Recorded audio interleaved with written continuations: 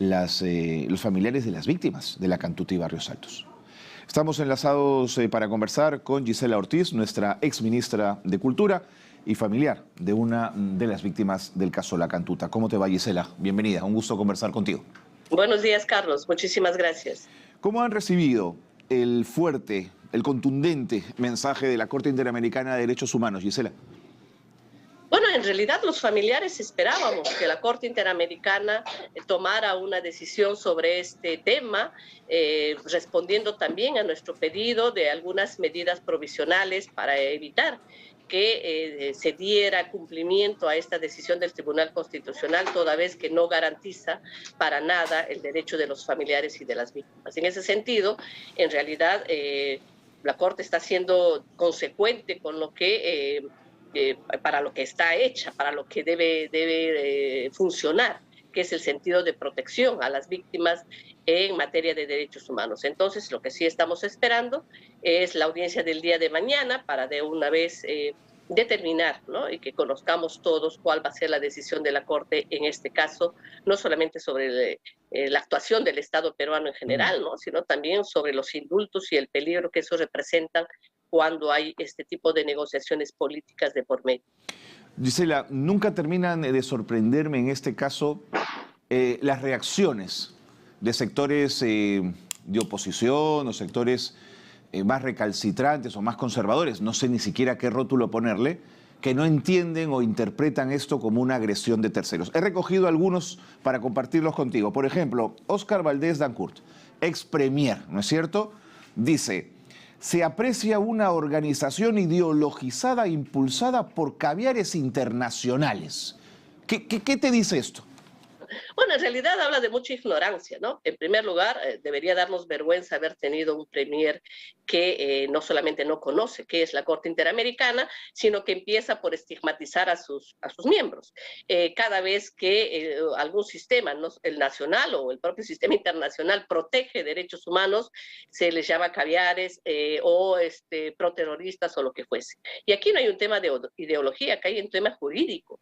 Y hay un marco de protección a los derechos humanos que nuestro país debería garantizar, pero que no lo está haciendo y que cada vez se utiliza no solamente razones médicas inexistentes, sino algún tipo de acuerdo político para evadirlo. Y en ese sentido, lo que la Corte tiene que hacer siempre es llamar la atención a los estados de cumplimiento. Así es. Porque los familiares tenemos derechos a la verdad, a la justicia, a la memoria, a la reparación y todos los que devienen de esta violación de derechos humanos, y el Estado tiene que garantizar. En nuestro país, lamentablemente, creo que todo ese sector, ya sea de derecha, del fujimorismo y de los demás, son sectores negacionistas, que solamente quieren reconocer que aquí hay víctimas de Sendero Luminoso, y nadie lo puede negar, por supuesto. Por supuesto. Son parte de la historia de nuestro país, son parte también de la desatención del Estado, por lo cual se convirtieron en víctimas de ese terror que Sendero Luminoso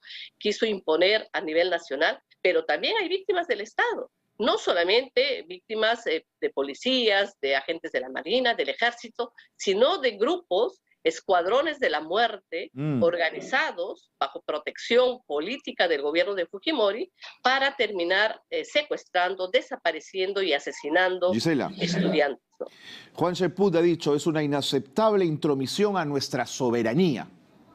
Bueno, recordaremos pues a Juan Cheput, que él ha sido congresista, para empezar, algo de leyes ha de conocer, y que en materia de derechos humanos no hay país soberano. Por eso existe no solamente este sistema interamericano para países que hemos ratificado el Pacto de San José, sino también la Corte de la Haya, por ejemplo, para otros casos. Y entonces no hay país soberano en materia de derechos humanos. Hay inclusive la jurisdicción internacional para denunciar a violadores de derechos humanos. Gisela, entonces, que no nos vengan ahora a sorprender. Si me lo permites, nadie nos puso una pistola en la cabeza para firmar el Pacto de San José. Fuimos absolutamente libres en esa decisión. Y la propia Constitución fujimorista del 93 así lo reconoce en la importancia y el nivel, si queremos, de prioridad, de preponderancia que hay que darlo a las sentencias de la Corte de los sistemas interamericanos, ¿no? Entonces, sí creo yo también que hay mucho afán de desinformar, ¿no? Y Ok, eso sí es ok. lamentable porque vienen de personas pues que tienen algún tipo de presencia en medios Mm, públicos y políticos, ¿no? Y eso sí creo que es vergonzoso porque todos los ciudadanos y ciudadanas debemos sí, de tomar acuerdo, en cuenta la importancia de la de Corte acuerdo. Interamericana para defender derechos. Sí, porque no es ignorancia, Gisela, es intento de desinformar y Así eso es. es inaceptable. Ahora, si el expresidente Fujimori en un futuro cercano pide perdón, muestra respeto a las víctimas, paga o hace el intento de pagar la reparación civil, ¿crees que los familiares de las víctimas podrían allanarse a la posibilidad de un arresto domiciliario siempre y cuando este haya sido tramitado por los espacios correspondientes? Mire, lo que nosotros siempre hemos manifestado es que los familiares somos respetuosos del propio sistema de justicia de nuestro país. Y en ese caso, los familiares no somos los que ponemos los requisitos para beneficiarse de este tipo de medidas o para, de alguna manera, impedir que se dé. Existe los requisitos para estas gracias presidenciales y las formas como se deben presentar. Y en ese caso, tú bien lo has señalado, estos son parte, estos señalamientos Condiciones. son parte de estos requisitos, Ujú. el pedir perdón, el cumplimiento del pago de la reparación y el que se muestre pues algún tipo de actitud que no ofende la memoria de las víctimas ni termina difamando a los familiares. Correcto. Creo que eso es fundamental. Y en ese sentido, no solo Fujimori, cualquier ciudadano o ciudadana de este país que tiene un problema de salud grave, que tiene una edad que le pone mucho más riesgo, puede, por supuesto, presentar Seguro, este tipo de seguro. solicitudes, ¿no? Entonces yo creo que no podemos personalizar ni fujimorizar la agenda y nuestras propias vidas, que ya tenemos 30 años en este tema, sino como ciudadanos exigir que se respeten los procedimientos administrativos para todos y todas. Y no porque te llames Fujimori o Mm. porque tengas un partido político, mucha presencia en el Congreso, termines pues cambiando las reglas de juego y haciendo de estos procesos totalmente burdos, no solamente para el propio derecho a la justicia que tenemos los familiares, sino también para la propia memoria de De las acuerdo, de víctimas. acuerdo. Ahora, Gisela, ante esta decisión de la Corte Interamericana de Derechos Humanos,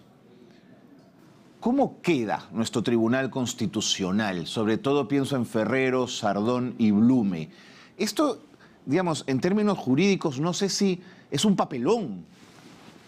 Bueno, yo creo que es ocasión también para darnos cuenta no solamente la manera como se elige y se conforman a los miembros del Tribunal Constitucional. Estamos ahorita en pleno proceso de elección y es una vergüenza lo que está haciendo el Congreso, ¿no? Otra vez, cambiando las reglas de juego, dando preferencia a algunos de sus amigos o aliados políticos, y ese es justamente el cobro luego que llegan al Tribunal Constitucional de estos favores políticos. Yo sí creo que es una vergüenza lo que han hecho estos tres magistrados, que algún tipo de reconocimiento jurídico y académico tenían en nuestro país. Ojalá que las universidades o los estudiantes que están matriculados en sus Ok. cursos se den cuenta que esto es pues una patraña y realmente se tome algún tipo de sanción social y moral. Sí espero yo que haya capacidad de investigar lo que aquí ha ocurrido y ojalá de sancionar también la Mm. actuación de jueces pues que Sí, sí, sí. no responden a la Cuidado, función y para la cual cuidado fueron elegidos. con que haya prevaricato de por medio, lo cual sería todavía mucho más grave. Gisela, una última pregunta, 30 segundos. Y ya que estamos y que has hablado del Congreso, ¿hay un intento conservador, ultramontano, negacionista desde el Congreso que quiere desarmar el esfuerzo que hiciste en el Ministerio de Cultura para hacer que el ojo que llora ya no sea patrimonio cultural? ¿Cómo recibes esta arremetida? Bueno, realmente es una respuesta pues desesperada, ilegal, porque el Congreso, uno, no puede legislar con nombre propio, para tumbarse una resolución que declara patrimonio al ojo que llora. Segundo, no puede meterse en las funciones del propio Ministerio de Cultura, eso es ilegal. Y en segundo lugar, es parte, creo yo, de toda esta historia de negacionistas y de posverdades que estamos viviendo. Y creo que es importante señalarlo. No solamente es el indulto a Fujimori, no solamente es la manipulación de la compasión y de la propia enfermedad tan grave como es un cáncer terminal, para beneficiarse indebidamente, sino hay un afán de arremeter contra todo reconocimiento a las víctimas y a las responsabilidades del Estado. Y creo que contra eso hay que resistir. Para el día de hoy está agendada este proyecto del congresista Cabero, que realmente es un insulto no solo a la memoria de las víctimas, a la lucha de los familiares. El Memorial El Ojo que Llora es el cementerio para los 22,000 desaparecidos que existen en nuestro país. Bueno. Y yo creo que hay que defenderlo y ojalá los congresistas el día de hoy voten en contra de ese proyecto y realmente defiendan lo que tiene que ser el derecho a la memoria de los familiares en particular, pero también a la memoria histórica de nuestro país. Gisela, muchísimas gracias. Siempre es un gusto conversar contigo. Gracias. Un gran abrazo. Gracias. Gisela Ortiz ha estado con nosotros, ha conversado en su calidad de hermana de una de las víctimas.